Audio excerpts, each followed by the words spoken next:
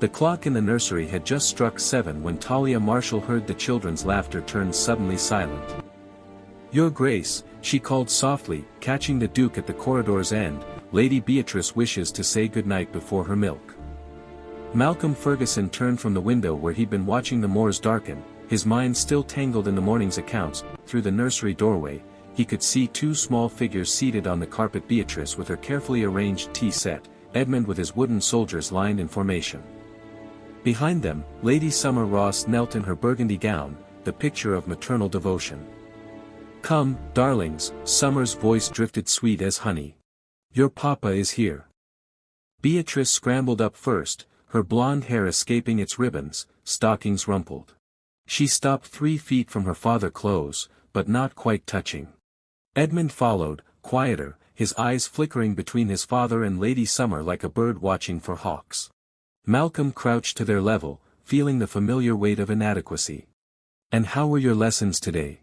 he asked. Beatrice opened her mouth, then closed it, glancing back at Summer. "Very good, Papa," she said finally, the words careful, rehearsed. Edmund nodded, fingers twisted in his shirt. "Lady Summer taught us French," Beatrice added, still in that strange, cautious voice. "She said Mama would have wanted us to speak beautifully." Malcolm felt something twist behind his ribs at the mention of Caroline, but he smiled. "Your Mama would be proud of you both." Summer rose gracefully, smoothing her skirts. "They are such quick learners, Malcolm. Though I confess, they do become rather excitable by evening. The warm milk will settle them before bed." She glanced at Talia, who stood in the doorway with her hands clasped. "I shall prepare it myself tonight. A mother's touch, you understand." "Most thoughtful," Malcolm said, though he noticed Edmund's hand had found Beatrice's. Their small fingers intertwined. Summer smiled, radiant. "Talia, you may see to their nightclothes while I attend to the milk. We mustn't overtire them with too many hands fussing about." "Begging your pardon, my lady," Talia said, her voice steady though her heart hammered, "but Miss Beatrice's nightdress requires mending at the shoulder. I must stay to help her change, or she'll catch cold." For just an instant, no more than a heartbeat, something cold flickered across Summer's perfect features. Then the smile returned, brighter than before. "How attentive you are, Talia. Of course you must stay." Malcolm straightened, already mentally returning to his study and the impossible mathematics of saving an estate. "I shall look in before I retire," he promised, though the children's faces suggested they'd heard such promises before. As he turned to leave, he missed what Talia saw, the way Summer's hand drifted to the hidden pocket in her skirts, the way her fingers traced something small and hard concealed there. The way she looked at the twins not with a mother's love, but with the cold calculation of someone measuring obstacles. "Good night, Papa," the children chorused, their voices small. He did not look back. Behind him, Talia watched Lady Summer move toward the small kitchen alcove where the milk waited in its copper pot. She watched those elegant hands reach for the cup's delicate porcelain painted with roses. She watched, and her blood ran cold as winter. Because 3 nights ago, unable to sleep, Talia had passed the library at midnight and seen lamplight beneath the door.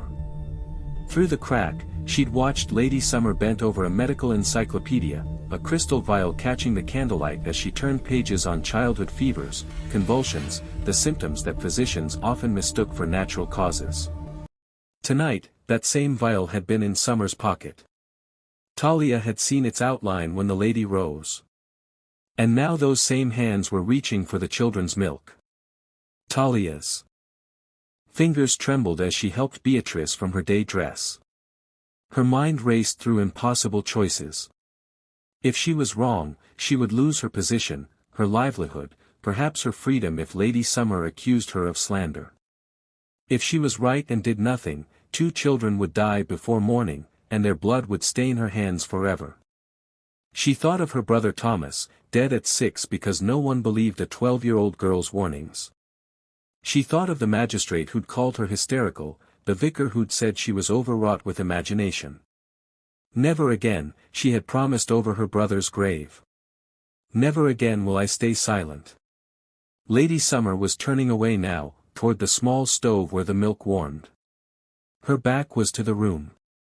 Her hand slipped into her pocket. Talia saw the vial emerge, saw the cap twist open with practiced ease. Time fractured into fragments, Edmund's trusting eyes, Beatrice's small hand in hers, the crystalline powder catching lamplight as it poured, dissolving into innocent milk like snow melting into water. Talia Marshall was 23 years old, a nursery maid with no family, no voice, no power in this world of dukes and ladies.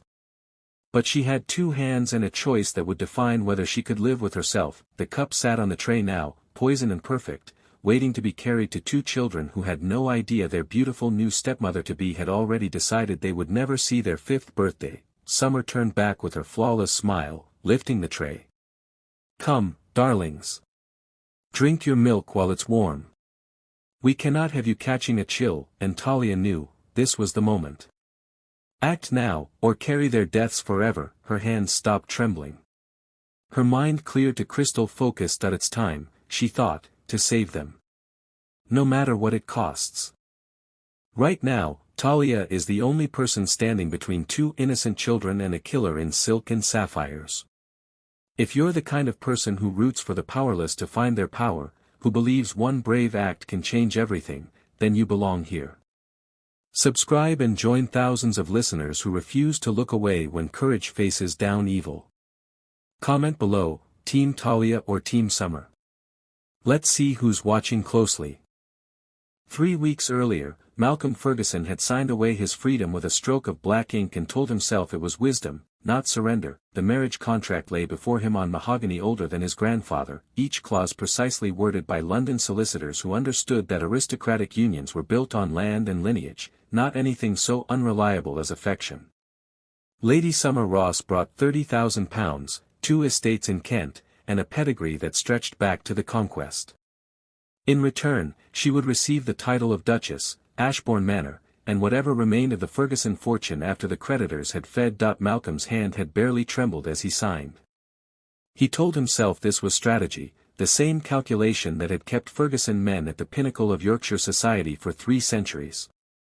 His late wife Caroline had been a love match, impractical, passionate, disastrous for the account books, and when fever took her 3 years past, she'd left him with 2 small children in debts that multiplied like weeds in spring soil. Summer Ross was the antidote to every mistake he'd made.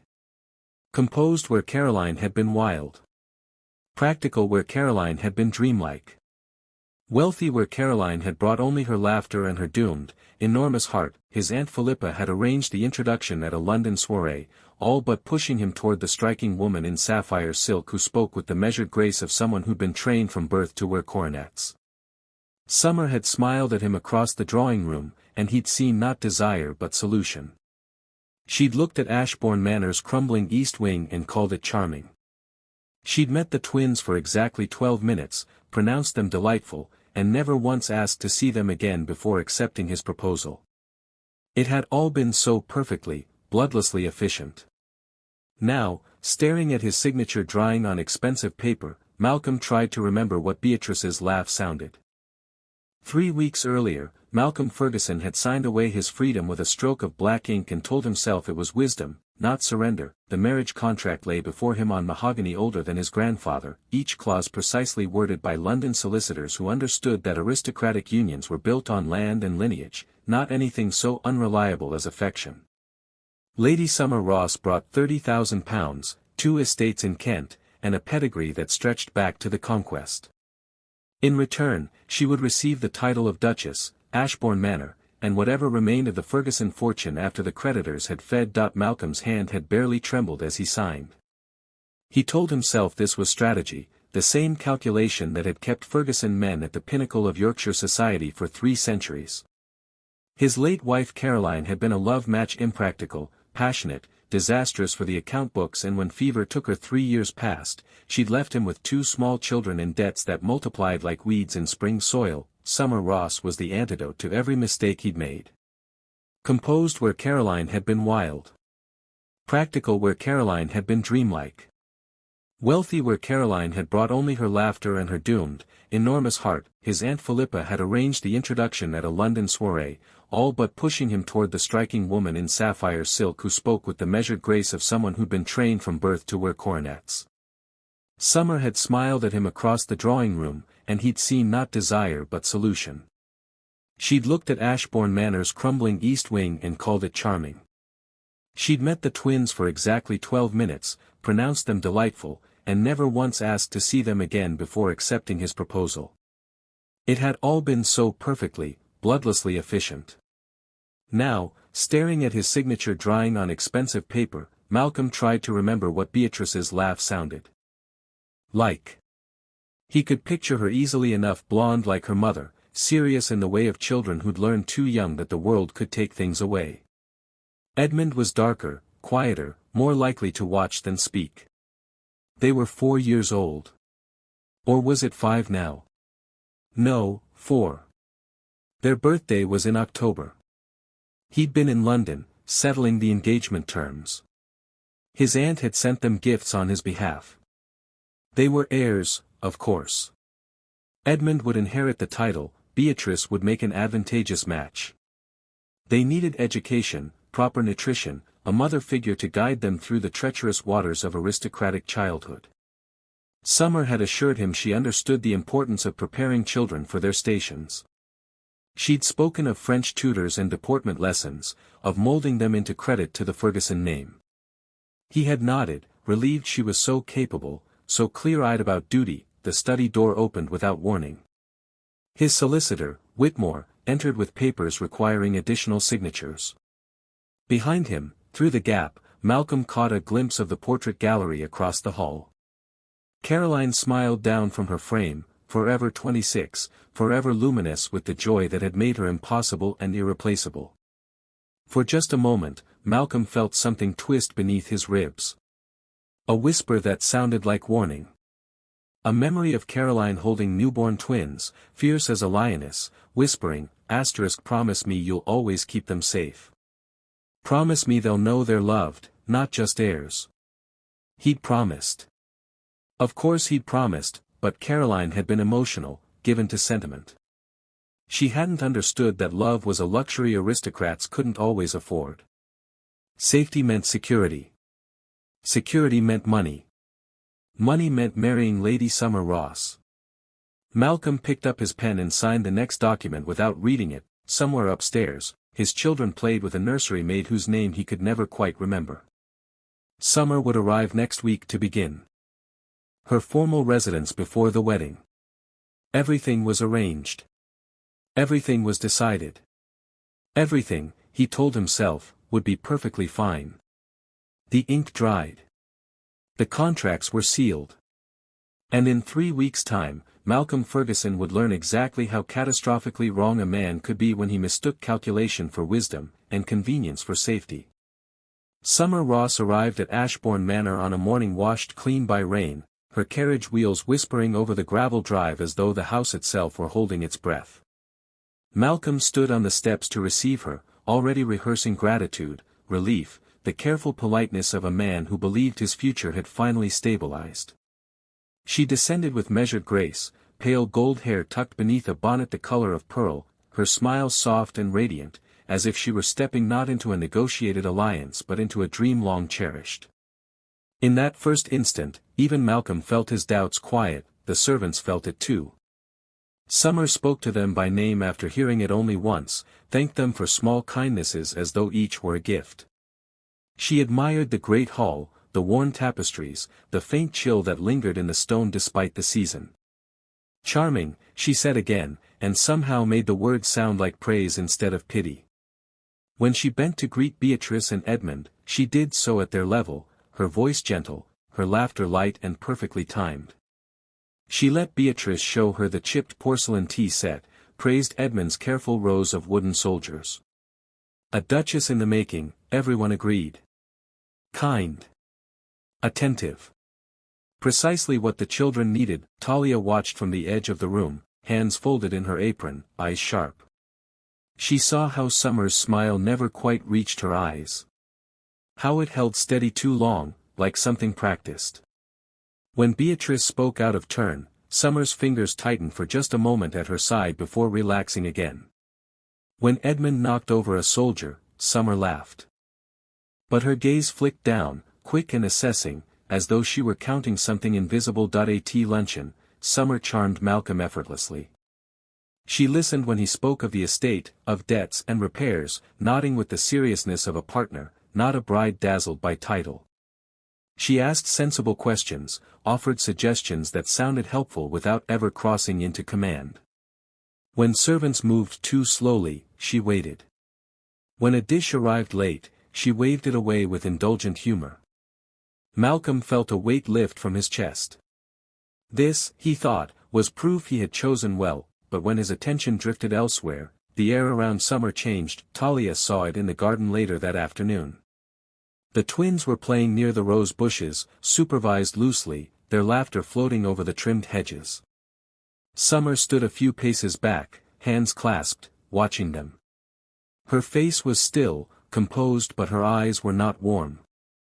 They moved over the children the way one might examine furniture in a room too small, measuring space, imagining rearrangement. Beatrice stumbled, scraping her knee. Summer did not rush forward. She waited, calculating the distance, the sound, the response of others, before stepping in with just enough concern to be noticed. That night, as servants settled into their routines, Talia passed the blue sitting room and glimpsed Summer alone by the window. The lamps were low, casting half her face in shadow. She was not smiling then. Her reflection stared back at her with cool appraisal, lips pressed thin, eyes sharp as cut glass. When she noticed Talia in the doorway, the warmth returned instantly, like a candle relit. "You must be devoted to them," Summer said kindly. "Such a difficult age," Talia murmured agreement, unease curling in her stomach. Over the next days, the pattern repeated. Before Malcolm, Summer was light itself, reading to the children, praising their manners, speaking of futures filled with tutors and triumphs. But in quiet corners, in moments she thought herself unseen, something harder surfaced. A pause too long. A look too cold. A patience that felt less like love and more like restraint. Talia had served in fine houses before. She knew the difference. And as Summer Ross settled into Ashbourne Manor as though she already owned it, Talia began to understand that some people wore kindness the way others wore gloves, only when it suited them, and never long enough to forget what lay beneath. The servant who remembers Talia Marshall learned to watch in silence the year she turned 12, the year her warnings killed no one because no one would listen. Her brother Thomas had been 6, small for his age, with their mother's dark eyes and a cough that never quite left his chest. Their father had died the winter before, leaving them in the care of Uncle Richard, a man who smiled in church and closed his fists behind doors. Thomas had bruises that appeared like seasons, purple then yellow then gone. He'd stopped eating, stopped laughing, stopped being the boy who'd once chased chickens through their tiny yard, Talia had told the vicar. She'd used careful words, the kind adults approved of, describing how Thomas flinched when Uncle Richard approached, how he'd whispered that he was afraid, how the bruises appeared after Uncle Richard's visits to the room they shared. The vicar had patted her head. "Children have such imaginations, he'd said. "Your uncle is a respectable man. You mustn't tell stories." She told the neighbor woman who brought them bread. The woman had frowned, concerned, then shaken her head. "These are serious accusations, child. You could ruin a man's reputation. Are you quite certain you're not seeking attention?" She tried once more, catching the magistrate outside the market. He'd looked down at her with something like pity. "Little girls often misunderstand things," he'd said. "Your uncle has taken you in out of Christian charity. You should be grateful, not spreading malicious tales." 3 weeks later, Thomas had fallen down the stairs. At least, that's what Uncle Richard told the constable. The boy's neck had broken so cleanly, so quickly. The funeral was small. The vicar spoke of God's mysterious ways. Uncle Richard had wept convincingly, and Talia had stood by the grave, 12 years old and screaming inside, knowing with absolute certainty that she'd watched her brother be murdered by degrees while every adult who could have saved him chose to believe a man's word over a child's truth. She'd run away that night with nothing but her mother's shawl and a promise carved into her heart with the same finality as Thomas's name on his headstone: never again.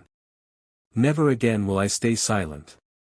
Never again will I let someone die because I was too small, too powerless, too afraid. Now, 11 years later, she was still small. Still powerless. Still afraid, but she would not be silent. The bruise appeared on Edmund's wrist on a Tuesday, 4 days after Lady Summer's arrival. Talia had been changing his day's shirt when she saw it: 4 small marks, precisely where fingers would grip. "How did this happen, sweetheart?" she'd asked gently. Edmund had pulled his arm away, eyes darting to the door. "I was clumsy," he'd whispered. "Lady Summer says I must learn to be more careful." The words had been too practiced, too adult. Children didn't speak like that about their own injuries. On Thursday, Beatrice had refused her breakfast.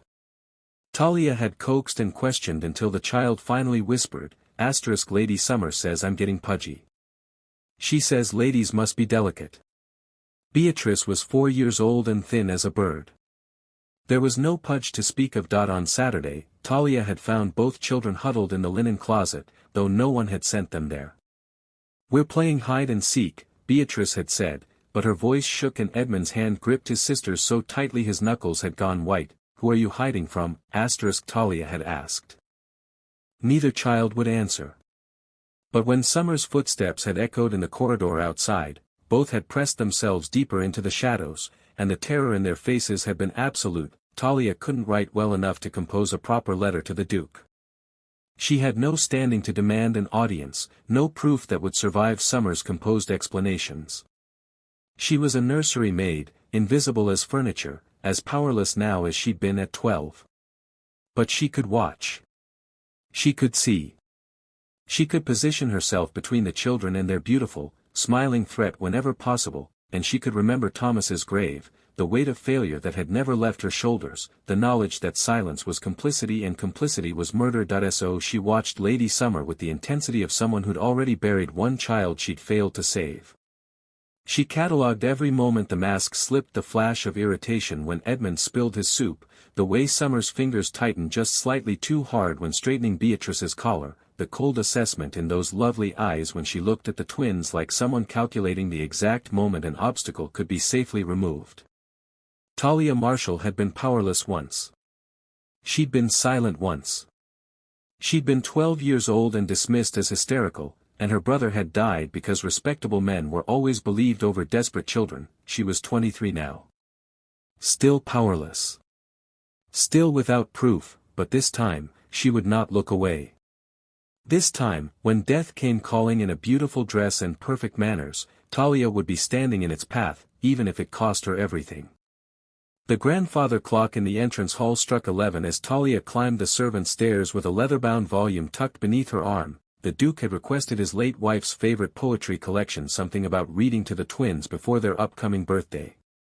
The manor settled into its nightly creaks and whispers, most of the household already asleep. She approached the library's heavy oak doors and froze. Golden light spilled through the gap where one door stood slightly ajar, and a woman's silhouette moved against the bookshelves inside. Lady Summer Ross was supposed to be in her chambers, retired for the evening as she'd announced at dinner. Talia's pulse quickened. She pressed herself against the wall, angling to see through the narrow opening without being seen. Summer stood at the Duke's mahogany desk, surrounded by open books. Her elegant burgundy gown seemed almost black in the candlelight, and her dark hair had been freed from its pins, falling loose around her shoulders. She looked nothing like the poised lady who graced the drawing rooms. This woman was focused, intent, predatory. Talia watched as Summer lifted something small from the desk. The candlelight caught at a crystal vial no larger than her thumb, filled with white powder that glittered like snow. Summer held it up to the flame, examining it with the careful attention of an apothecary. Her lips moved, counting something silently, then Summer set the vial down and pulled one of the massive medical texts closer. Talia could just make out the gilt lettering on the spine: diseases of childhood and their treatments, Volume 2. Summer's finger traced down the page as she read. Symptoms of gastric fever in children, she murmured to herself, her voice stripped of its usual musical quality. Nausea, weakness, inability to keep down food. Progressive deterioration over 7 to 10 days. She flipped to another marked page. Often mistaken for natural illness. No distinguishing markers upon examination. Talia's blood turned to ice water. Her hand pressed against the wall to steady herself. Summer reached for a leather journal, her own, and began writing with quick, efficient strokes. Edmund shows greater resistance. Beatrice more susceptible. Will need to adjust dosage accordingly. Must. Ensure symptoms appear gradual, nothing sudden that might raise alarm. The crystal vial glinted again as Summer picked it up, holding it almost lovingly. 2 drops in warm milk before bed. 3 if the physician visits and prescribes rest. Within a fortnight, perhaps less for the girl. Talia bit down on her knuckle to keep from gasping aloud.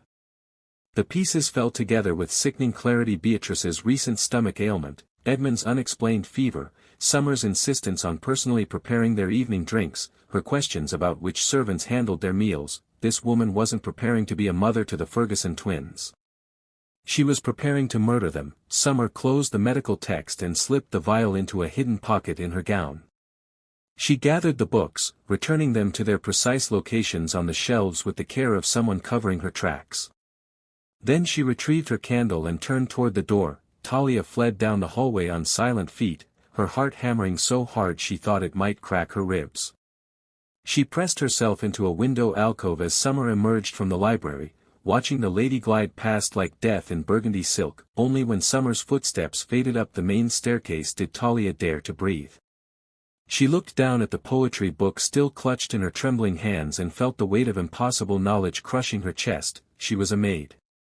Summer Ross was a lady, soon to be a duchess. Who would believe Talia's word against hers? Who would even listen? But if she said nothing, Edmund and Beatrice would be dead within 2 weeks. Talia found the Duke in his study the following morning, reviewing correspondence at his desk. Sunlight streamed through the tall windows, making the scene feel almost safe, almost normal.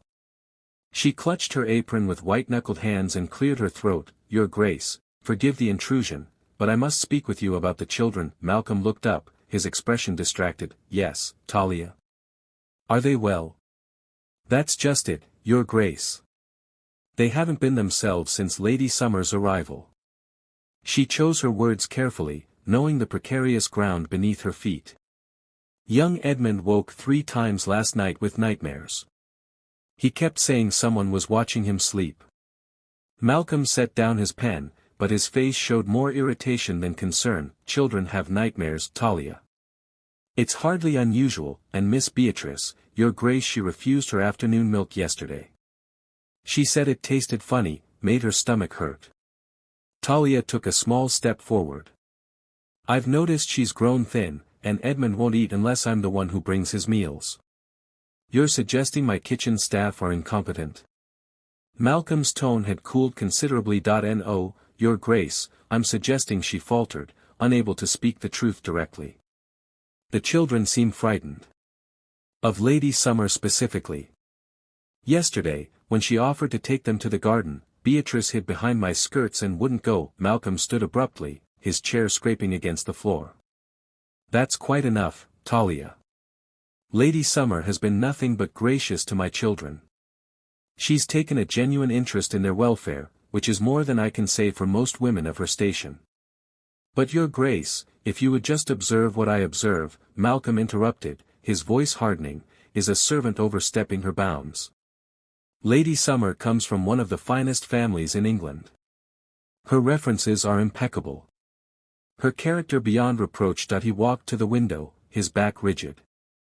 I understand change is difficult, especially for someone who has had significant influence over the children's care. But you must accept that once Lady Summer becomes their mother, your role will necessarily diminish. The words hit Talia like a slap. You think I'm jealous? I think you're concerned about your position in this household. Malcolm turned, and his expression held a mixture of pity and dismissal.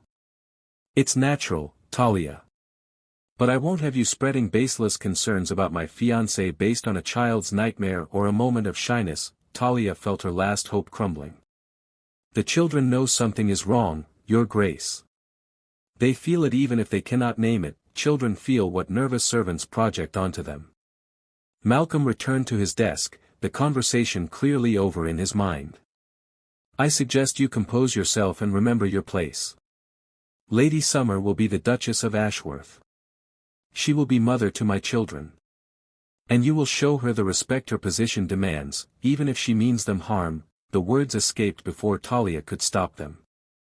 The study fell into terrible silence. Malcolm's face flushed with anger. "How dare you? You will apologize for that slander immediately, or you will pack your things and leave this house before sunset." Talia's heart shattered. She had gambled everything on a desperate plea and lost. "I apologize, Your Grace. I spoke out of turn." "You did indeed." Malcolm picked up his pen, not looking at her. "You're dismissed. And Talia, do not bring me such concerns again unless you have evidence beyond a servant's intuition. Is that clear?" "Yes, Your Grace." She curtsied and fled the study, her vision blurred with frustrated tears. Malcolm turned back to his correspondence, already pushing the uncomfortable conversation from his mind. He needed this marriage. The alliance with the Ross family would secure his children's future, protect them from the political wolves circling his estate. Summer was the answer to every problem that kept him awake at night. That he had to believe that. Any alternative was unthinkable. In the nursery above, Edmund and Beatrice sat close together by the window, watching Lady Summer cross the garden below. Neither child spoke, but their small hands clasped tightly together, seeking comfort against a danger they couldn't name and no one would believe. Summer made her announcement at breakfast 3 days later, her voice honeyed with maternal concern. "Malcolm, darling, I've been thinking about Edmund and Beatrice. They seem so distant with me, so reserved." Malcolm set down his teacup, immediately attentive. "They're simply adjusting. Children need time. Of course, but our wedding is only 2 weeks away." Summer reached across the table to touch his hand, her expression perfectly calibrated between vulnerability and determination. "I want to be a true mother to them, not just a stepmother they tolerate. I've decided to establish a special bedtime ritual, something just between us." "What sort of ritual?" Malcolm asked, charmed by her earnestness. "I'll prepare their warm milk myself each evening and read them stories. No servants hovering, no formality, just the 3 of us building trust." Summer's smile widened. "Children respond to personal attention, don't they? They need to know I care enough to do these things with my own hands." From her position near the sideboard, Talia's blood turned cold. Her hands trembled as she refilled the tea service. Malcolm beamed. "Summer, that's remarkably thoughtful. Most women of your station would never consider such hands-on care. Most women of my station don't love your children the way I do." Summer's voice dripped sincerity. "I want them to see me as their mama, not as some distant lady who gives orders to staff. The milk and stories will be our special time, sacred, private, just the 4 of us becoming a family. Point 4. Malcolm's brow furrowed slightly. "You, me, Edmund, and Beatrice." Summer squeezed his hand. "Though perhaps sometimes just the 3 of us at first, so they can grow comfortable. Without feeling overwhelmed. Would you mind terribly if I had these moments alone with them? Just until they warm to me?" "Not at all." Malcolm stood and kissed her forehead. "You're exactly what they need. What we all need." Summer's gaze flickered to Talia for just a moment, a flash of cold triumph that disappeared behind her loving smile before Malcolm could notice. "I'll start tonight. I've already asked cook to show me how they prefer their milk prepared. Warm, with a touch of honey, isn't it? You've done your research." Malcolm's voice held genuine admiration. "I want everything to be perfect." Summer rose gracefully. "I should go speak with cook now, actually. So much to learn about the children's preferences." She glided from the breakfast room, leaving a trace of expensive perfume in her wake.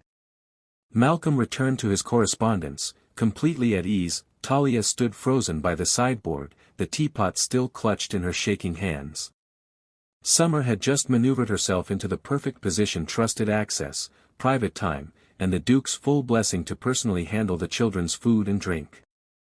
No witnesses. No interruptions. No one to see what went into that warm milk besides Summer herself, and she'd done it right in front of Malcolm, painting herself as the devoted stepmother while ensuring Talia would be barred from the room when it mattered most. "Talia, you're spilling." Malcolm's irritated voice broke through her paralysis. She looked down. Tea had overflowed the cup and pooled across the silver tray. "Forgive me, Your Grace, you seem distracted lately." Malcolm's tone carried a warning edge. "I trust our previous conversation made my expectations clear." "Yes, Your Grace." Crystal clear, she cleaned the spill with mechanical movements while her mind raced frantically. Summer had accelerated her timeline because she knew Talia suspected. The lady was moving now, striking before Talia could find proof or convince anyone of the danger. Tonight. It would happen tonight unless Talia found a way to stop it. But how could a maid prevent what a duke had already blessed? How could she protect children whose father refused to see the monster he'd invited into their home? In the kitchen below, Summer leaned over Cook's shoulder, watching the preparation of the children's evening milk with rapt attention. Her fingers traced the rim of the copper pot while her other hand rested on the hidden pocket of her gown, where a crystal vial waited for the perfect moment. "Such a simple recipe," Summer murmured, "that I'm certain I can manage it myself from now on." The nursery clock chimed 7:30, its gentle tone marking the beginning of the twins' bedtime ritual. Talia moved through the familiar motions of turning down the small beds, her hands smoothing linen that didn't need smoothing, buying time she didn't have. "That will be all, Martha," Lady Summer said from the doorway, her voice carrying the absolute authority of a future duchess. The scullery maid who'd been stoking the nursery fire bobbed a curtsy and fled, grateful to escape early to her own supper. "Agnes, you may go as well, that I'm quite capable of warming milk without supervision." The parlour maid's footsteps retreated down the corridor. Summer's gaze swept the room and landed on Talia with pointed expectation. "That I must stay, my lady," Talia said, keeping her voice steady through sheer force of will. "The children need dressing for bed. Their nightclothes must be changed, and Beatrice's hair must be braided, or it tangles something fierce by morning." Summer's lips compressed into a thin line, but she couldn't dismiss the logic without revealing her true desire for absolute privacy. "Very well. But do be quiet about it. I wish the children to have a peaceful evening." Beatrice and Edmund sat on the rug near the hearth, building a castle from wooden blocks with the serious concentration of the very young. They looked up as Summer crossed to the sideboard where the evening's milk waited in a porcelain pitcher, still cool from the kitchen. "My darlings," Summer said, her voice dripping honey as she lifted the pitcher with elegant fingers, "I've brought you something special tonight. Warm milk with a touch of cinnamon, just as my own dear Mama used to prepare for me." The lie rolled off her tongue like silk. Talia knew for a fact that Summer's mother had died in childbirth. She'd heard Cook mention it just last week. Talia moved behind the dressing screen with Beatrice's nightgown, positioning herself where she could see through the gap between the wooden panels. Her heart hammered against her ribs as Summer poured milk into 2 small cups painted with cheerful robins. The liquid splashed and settled, innocent and white. "There now," Summer murmured, setting the pitcher down. "Let me just warm these by the stove. We can't have you catching a chill, can we?" She lifted both cups and turned her back to the room, moving toward the small warming stove in the corner. That's when Talia saw it. Summer's right hand released 1 cup to rest on the stove's iron surface while her left hand slipped into the hidden pocket of her sleeve. The movement was practiced, smooth, betraying rehearsal. A small glass vial emerged, no larger than Talia's thumb, filled with white crystalline powder that caught the firelight like sugar. Time splintered into fragments. Talia watched Summer's finger work the tiny cork free. Watched her tilt the vial over the first cup. The powder tumbled out in a thin stream, disappearing into the milk with barely a whisper. Summer stirred it with a silver spoon, the motion almost loving in its care. Then the second cup. More powder. More stirring, the vial vanished back into Summer's sleeve. She lifted both cups, turning back to the room with a smile that would have fooled saints and angels. "Come, my darlings," Summer called, her voice bright with false affection. "Your milk is ready." Edmund abandoned his blocks at once, always eager for his evening drink. Beatrice followed more slowly, rubbing sleep from her eyes. Talia's mind raced through impossible calculations. If she shouted an accusation, Summer would deny everything. The vial was hidden. The powder had dissolved without trace. It would be a servant's hysterical word against a lady's composed denial. The Duke would believe Summer. Talia would be dismissed, possibly arrested for slander. And tomorrow night, or the night after, Summer would try again with no one watching. But if she stayed silent, if she let the children drink, if her suspicions were somehow wrong, she'd seen the medical encyclopedia. She'd heard Cook's stories. She knew with the bone-deep certainty of a woman who'd watched her own brother die while adults refused to listen. Edmund's small hand reached for the first cup. Talia stepped from behind the screen. Her pulse roared in her ears. She had no proof, no plan, no authority. She had only seconds and the desperate need to act instead of speak. "Lady Summer," she said, her voice cutting through the peaceful scene like a blade, "before the children drink, might I ask what you've added to their milk?" Summer's eyes narrowed at Talia's question, her hand tightening around the cup she held. "Added? I've added nothing but cinnamon, as I said." "Your impertinence is remarkable, Talia. We shall discuss your employment in the morning." Edmund's fingers closed around the second cup. Beatrice moved closer, drawn by the promise of sweetness before bed. Talia's body moved before conscious thought completed itself. She lunged forward, her hip colliding with the small tea table that stood between her and the children. The silver tray atop it laden with Summer's own teapot and delicate porcelain cup from her earlier visit tilted, teetered, and crashed to the floor in an explosion of sound. Hot tea flooded across the carpet. Porcelain shattered into a dozen glittering pieces. The noise shattered the nursery's peace like a stone through glass. "You clumsy fool." Summer's shriek pierced the air as tea splashed across the hem of her silk dress, the pale fabric immediately staining dark. She jerked backward, the milk cup in her hand tilting dangerously. "Look what you've done. This dress cost more than you earn in a year." Edmund dropped his cup in fright. Milk splashed across his small shoes. Beatrice burst into tears at the sudden chaos. "Oh, my lady, forgive me." Talia fell to her knees amid the wreckage, her hands moving with desperate purpose beneath the cover of apparent panic.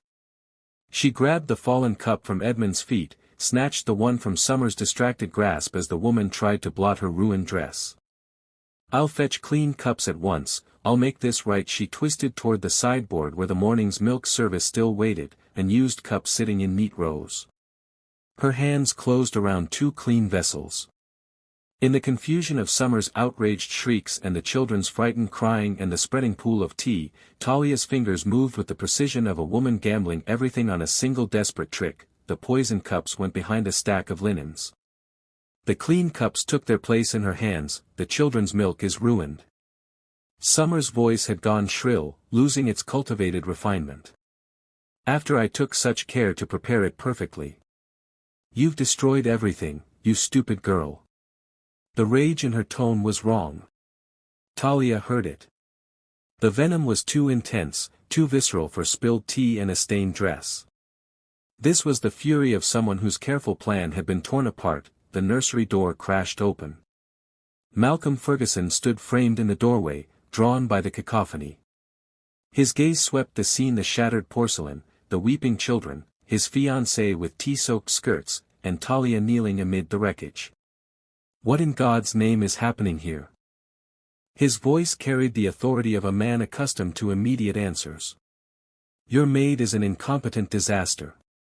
Summer whirled on him, her carefully arranged curls coming loose, her face flushed with rage that seemed to feed on itself. "She's destroyed the children's evening milk, terrified them half to death, and ruined my dress through sheer bovine clumsiness. I want her dismissed. Tonight. This instant. She cannot be trusted near the children for another moment." Malcolm's expression shifted as he watched his fiancée's tirade. Talia saw the exact moment his brow creased with confusion, then something sharper. Something that looked almost like recognition. "Summer," he said slowly, his tone careful, "it's spilled milk and broken china. Surely this anger is, are you defending her?" Summer's voice rose another octave. "This creature who could have injured Beatrice and Edmund with her incompetence. Who has clearly been trying to undermine my authority since I arrived. She did this deliberately, Malcolm. I'm certain of it. She's jealous of my place in this household." The Duke's gaze moved from his fiancée to Talia, still kneeling on the floor. "Is this true, Talia? Did you collide with the table deliberately?" Talia met his eyes. This was the moment. The only moment she would have. "Yes, Your Grace," she said clearly. "I did it deliberately. Because Lady Summer put poison in your children's milk, and I had to stop them from drinking it." The silence that followed was absolute. Even the children stopped crying, sensing the weight of words they didn't understand. Summer's face went white, then flooded with color. "How dare you?" She turned to Malcolm with wild eyes. "You see? She's mad. Hysterical. This is slander of the worst kind. I demand what poison." Malcolm's voice cut through her words like a blade through silk. He wasn't looking at Summer anymore. He was looking at the cups in Talia's hands, then at the sideboard, then back at his fiancée's face. "Talia, what poison?" "Arsenic, Your Grace." Talia's voice didn't shake. She'd gone past fear into a strange, clear calm. "I saw Lady Summer add it to the milk from a vial she keeps in her sleeve. White powder. It dissolved in seconds. If the children had drunk it, they would be dying by morning. This is insanity." Summer's shriek had lost all pretense of refinement. "Malcolm, you cannot possibly believe." "Show me your sleeve," Malcolm said quietly. Summer froze. "That I beg your pardon." "Your sleeve, Summer. Show me what's in your sleeve." Summer's hand moved instinctively to her right sleeve, a protective gesture that told Malcolm everything he needed to know before she caught herself and dropped her arm. "This is beneath dignity," she said, attempting to salvage her composure. "That I won't be subjected to a servant's paranoid delusions." "Then you won't mind proving her wrong." Malcolm's voice had gone cold, carrying the weight of 3 centuries of Ferguson authority. "Your sleeve, Summer." Now, for a long moment, Summer stood frozen, her face a mask of calculation. Then something shifted in her expression, a crack in the porcelain perfection. "You would believe her over me? A maid over your own betrothed?" "I would believe my own eyes." Malcolm moved toward her with deliberate steps. "And I see a woman who's more furious about spilled milk than I've seen her about anything in 6 weeks of courtship. I see my children pressed against the wall in fear. I see Talia kneeling there prepared to lose everything for an accusation she knows I might not believe." He stopped an arm's length away. "Show me your sleeve, or I'll send for the magistrate and he can compel you." Summer's laugh cracked like breaking ice. "The magistrate? For what crime, Malcolm?" "Preparing milk for children who should never have been born." The words hung in the air like poison themselves. Beatrice whimpered. Edmund moved closer to his sister, his small face confused and frightened. "What did you say?"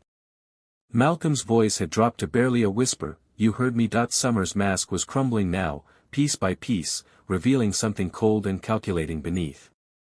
"Your precious heirs. Your obstacles.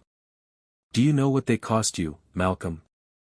Every penny of your estate is locked in trust for them. You can't sell land. You can't break entailment. That you're drowning in debt while 2 children who contribute nothing hold the keys to your fortune." Her voice rose with each word, years of hidden resentment flooding out. "I didn't come here to be stepmother to your dead wife's brats. I came for the title, the estate, the power. But not with them standing in the way." Malcolm's face had gone the color of ash.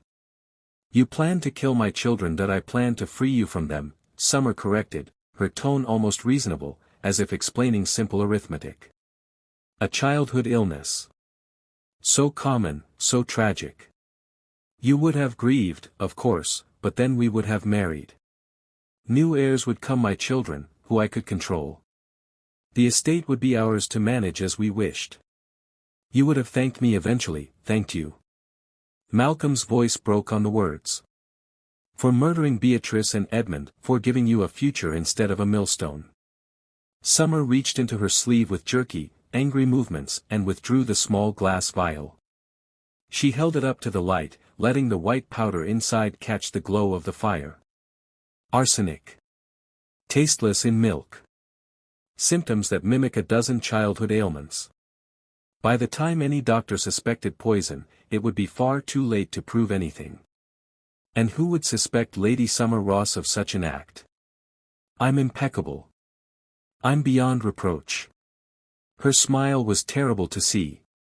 I've done it before. The silence that followed those 4 words was absolute. Your first husband's daughter, Malcolm said, understanding flooding his features with horror. The child who died in the sanitarium, she was in the way too. Summer's confession poured out now like water from a broken dam. Henry's will left everything to little Elizabeth until she came of age. I would have been penniless for 15 years, dependent on trustees and guardians. So I helped her along to heaven. It took 3 months. Everyone was very sympathetic to the poor stepmother who tried so hard to save her. Malcolm moved so quickly that Summer didn't have time to react. He seized her wrist, forcing her hand open. The vial fell to the carpet and rolled across the nursery floor, coming to rest against Talia's knee. You came into my home, Malcolm's voice shook with rage barely controlled, charmed your way into my life, and planned to murder my children for money. For security, Summer hissed, struggling against his grip, for the life I deserve. Your children are nothing, Malcolm. Common accidents of birth. I would have given you proper heirs. Take her. Malcolm's command rang out. 2 footmen appeared in the doorway, drawn by the commotion. Lock her in the east guest room. Send someone to fetch the magistrate immediately. And someone ride for Dr. Thornton. I want those cups analyzed tonight. Summer fought as the footmen took hold of her arms, her refined accent disappearing entirely into something raw and desperate. You'll regret this. My family will destroy you. You need my dowry, Malcolm. Without it, you'll lose everything. Then I'll lose everything, Malcolm said quietly. But I'll have my children. The door closed on Summer's screaming threats. The silence that followed felt like the aftermath of a storm. Malcolm stood motionless for a long moment, staring at the closed door, before he slowly turned to face Talia. She was still kneeling on the floor, the vial resting near her skirts, her face white but composed.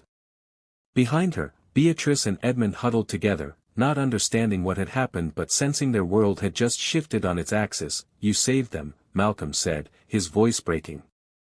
You saw what I was too blind to see. You risked everything, and you saved them. Talia rose slowly, her legs unsteady. I couldn't let them die, Your Grace. Not when I could prevent it. Malcolm looked at his children, really looked at them, perhaps for the first time since their mother died. He saw their fear, their confusion, their vulnerability. He saw how close he'd come to feeding them poison with his own hands, trusting a monster because her pedigree matched his needs. Forgive me, he whispered, though he wasn't sure if he was speaking to Talia or to his children or to his dead wife's memory. God forgive me, I nearly destroyed everything that mattered. 3 weeks after Summer Ross was taken from Ashbourne Manor in chains, Malcolm sat in the morning room with his solicitor and watched his carefully constructed plans for financial salvation burn to ash. Without Summer's dowry, the estate's debts would take years to resolve. Land would need to be sold. Staff would need to be reduced. The elegant life his ancestors had known was ending, replaced by something smaller, harder, more honest. Sign here, Your Grace, Mr. Pemberton said, indicating the document that would begin the painful process of dismantling parts of the Ferguson legacy. And here, Malcolm signed without hesitation. He'd made his choice the night he watched poison glitter in a glass vial. Some prices were too high to pay, no matter what they purchased. A knock at the door interrupted them. Talia entered, her movements still carrying the careful deference of a servant, though everything else about her position had changed. She wore a simple but quality dress in deep blue, her hair arranged in a style befitting her new station. Behind her, Beatrice and Edmund peered into the room with the cautious hope of children learning to trust again. "Forgive the intrusion, Your Grace," Talia said. "The children wish to show you something before their lessons begin." Malcolm set down his pen at once. "Of course. Mr. Pemberton, we'll continue this later." The solicitor gathered his papers and departed with a knowing smile. He'd watched the Duke of Ashbourne transform in these past weeks from a man who treated his children as distant obligations into a father who stopped everything when they knocked at his door. Edmund rushed forward clutching a piece of paper covered in careful, wobbling letters. "Look, Papa. Miss Talia taught me to write my name. Edmund." He pointed to each letter with fierce pride. "And I can write Beatrice," his sister added, not to be outdone. "It's longer, so it's harder, but Miss Talia says I have an aptitude." Malcolm took the papers with hands that had signed away portions of his heritage without trembling but shook slightly now. "These are magnificent," he said, his voice rough. "I shall have them framed and hung in my study, truly." Beatrice's eyes went wide. "Like the important documents?" "More important than any document I've signed today." Malcolm looked up at Talia, who stood watching with quiet satisfaction. "Miss Marshall, might the children be spared from their lessons for an hour? I thought we might walk the gardens together." "All of us." Something shifted in Talia's expression: surprise, then pleasure, then a careful joy. "The children would love that, Your Grace. The roses are particularly fine this morning." They walked together through Ashbourne's gardens, Malcolm matching his stride to his children's smaller steps for perhaps the first time in their lives. Edmund chattered about a bird's nest he'd discovered. Beatrice collected flower petals in her pinafore.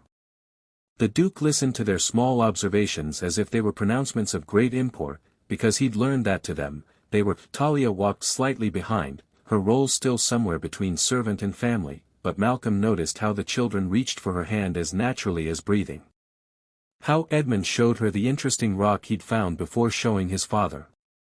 How Beatrice whispered her secrets to Talia first, then louder to Papa. She'd earned their trust through 1,000 small acts of protection he'd never witnessed. She'd saved them not just on one terrible night but in all the days before, when she'd chosen to watch and worry and risk everything rather than look away. "Miss Marshall," Malcolm said, pausing by the rose arbor while the children raced ahead to examine a butterfly. "I've been thinking about the children's education." "Yes, Your Grace." Talia's posture straightened slightly, as if preparing for criticism or change. "They need more than a governess, they need someone who will fight for them when I'm not watching. Who will see dangers I'm too blind to notice. Who will love them not because they're heirs or obligations, but because they're Edmund and Beatrice." That he turned to face her fully. "I'm told the cottage near the south garden is vacant. It's traditionally been used for the children's governess when they're young.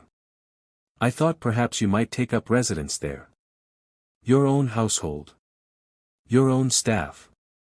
Complete authority over the nursery and schoolroom." Talia's breath caught. "Your Grace, that's extraordinary. I don't know how to thank you." "Don't need to thank me. I need to thank you." Malcolm's voice dropped lower. "You saved their lives, Talia. You risked everything for children who weren't yours, when their own father was too foolish to see the danger. I can never repay that debt. But I can make sure you never regret speaking the truth, even when it cost you everything to speak it." Ahead, Edmund tripped over a garden stone and skinned his knee.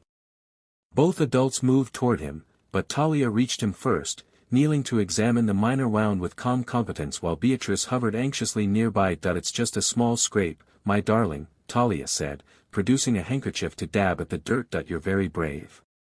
Shall we continue our walk, or would you prefer to rest?" "Continue," Edmund said stoutly, though his eyes were bright with tears he refused to shed. "I'm not a baby." "No indeed," Talia agreed. "You're quite the explorer." Malcolm watched her gentle handling of his son's pride and pain. Watched how naturally she understood what the boy needed: acknowledgement of his courage, not dismissal of his hurt. This was what he'd almost lost. Not just his children's lives, but their childhood itself. Their laughter, their discoveries, their small triumphs over garden stones and wobbly letters. Summer would have taken all of it, reduced them to obstacles and problems, erased them as efficiently as solving an equation. Miss Talia saved us, Beatrice said suddenly, looking up at her father with solemn eyes. From the bad milk. Malcolm knelt so he was level with his daughter. Yes, she did. Will she stay? The question held a child's fear of abandonment, of adults who appeared and disappeared without warning or explanation. She'll stay, Malcolm promised. For as long as she wishes. She's part of our family now. Talia's hand found Edmund's as they resumed walking. The afternoon sun caught the gold in her hair, and for a moment, Malcolm saw her as something other than a governess or a hero. He saw a woman who'd gambled everything on a desperate conviction that children's lives mattered more than her own security. Who'd stood against power and privilege armed with nothing but moral certainty and a switched cup. She'd saved them. In doing so, she'd saved him too from the man he'd been becoming, willing to sacrifice anything and anyone for the preservation of stone and title and legacy. Ashbourne Manor would survive in a smaller form. The Ferguson line would continue, not because of strategic marriages and dowries, but because two children were learning to write their names and explore their gardens and trust that the adults around them would keep them safe. Talia looked back and caught Malcolm's gaze. She smiled, tentative, uncertain, but real. Malcolm smiled back, and for the first time since Catherine died, the weight on his shoulders felt bearable. They'd survived. Against poison and privilege and his own blindness, they'd survived. And that was worth more than all the estates and titles in England.